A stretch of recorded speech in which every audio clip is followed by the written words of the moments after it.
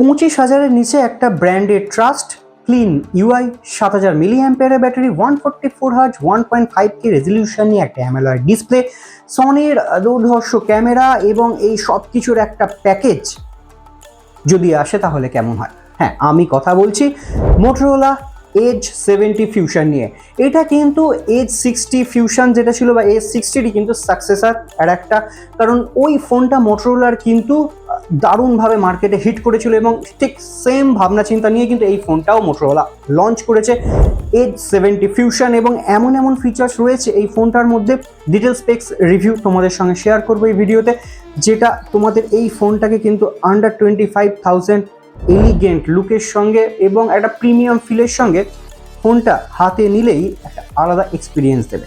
তো চলো সেই ফোনেরই ডিটেলস রিভিউ শেয়ার করি তোমাদের সঙ্গে। আশা করি ভিডিওটা ভালো লাগে, লাইক শেয়ার কমেন্ট করতে ভুলবে না। আগামী দিনে আমার চ্যানেল ভিডিওকে পাওয়ার জন্য চ্যানেলটিকে সাবস্ক্রাইব করে চলো, আর পাশে থাকা বেল আইকনটিকে ক্লিক করে রাখতে কিন্তু ভুলো না।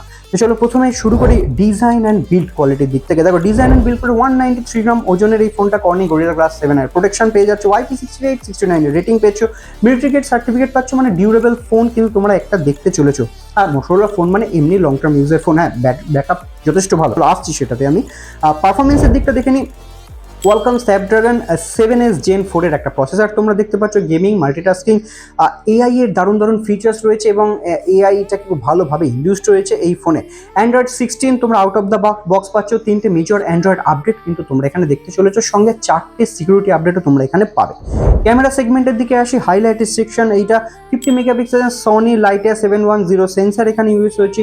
ওয়াইএস স্টেবিলিটি দিয়ে তোমরা কিন্তু পাচ্ছ, শার্প ফটো পাবে তোমরা এখান থেকে, বেটার লো লাইট এক্সপিরিয়েন্স তোমরা এখান থেকে করতে পারবে, ন্যাচারাল কালার প্রসেসিং এখানে তোমরা পাচ্ছ। 13 মেগাপিক্সেল একটা আলট্রা ওয়াইড, যেটা অনেক ক্ষেত্রে কিন্তু এখন বাদ করে যাচ্ছে, 13 মেগাপিক্সেল একটা আলট্রা ওয়াইড পাচ্ছ, 4K 30 FPS পর্যন্ত ভিডিও রেকর্ডিং করতে পারছো।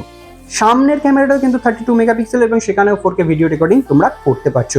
ব্যাটারি সেকশনটা আসি, 7400 মিলি অ্যাম্পিয়ার একটা বড় ব্যাটারি, কারণ এখন যত দিন যাচ্ছে সমস্ত ফোনগুলি কিন্তু 7000 মিলি অ্যাম্পিয়ার ব্যাটারির দিকে, কেউ কেউ 10,000 মিলি অ্যাম্পিয়ার গেছে। সেই ভিডিওগুলোর লিঙ্ক আমি ডিসক্রিপশনে দিয়ে রেখেছি, সব থেকে বড় ব্যাটারির ফোন, সেখান থেকে তোমরা চেক আউট করতে পারো।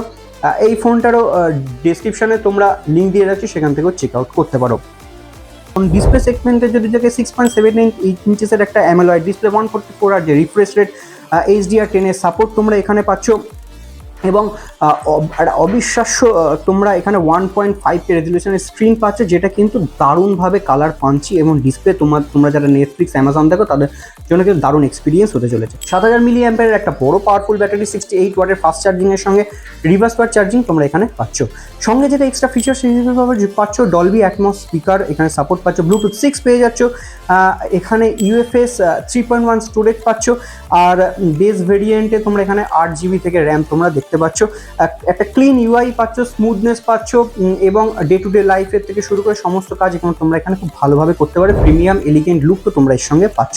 হ্যাঁ, এবার 25,000 সেগমেন্টে যদি ক্যালকুলেট করা হয়, যদি তোমরা কার্ড অ্যাপ্লাই করো তাহলে ফোনের দাম কিন্তু আরও কিছুটা, এফেক্টিভ প্রাইস 24,999 আছে। কার্ড অ্যাপ্লাই করলে ফোনের দাম কিন্তু আরও বেশ কিছুটা কমে যাবে এবং সেটা একটা বেস্ট বাইং অপশন হতে পারে, যারা ব্র্যান্ডেড এবং মোটরোলা লাভার তাদের জন্য একটা বেস্ট অপশন এই ফোনটা কিন্তু হতে পারে চলেছে। ভিডিওটা ভালো লাগলে লাইক শেয়ার কমেন্ট করতে ভুলো না এবং আগামী দিনে আমার চ্যানেলে ভিডিওগুলো পাওয়ার জন্য অবশ্যই চ্যানেলটিকে সাবস্ক্রাইব করে রাখো, পাশে থাকা বেল আইকনটা ক্লিক করে রাখো, ভিডিও দিলে নোটিফিকেশন তোমাদের কাছে চট করে পৌঁছে যাবে। চলো দেখা হচ্ছে পরের ভিডিওতে, টাই।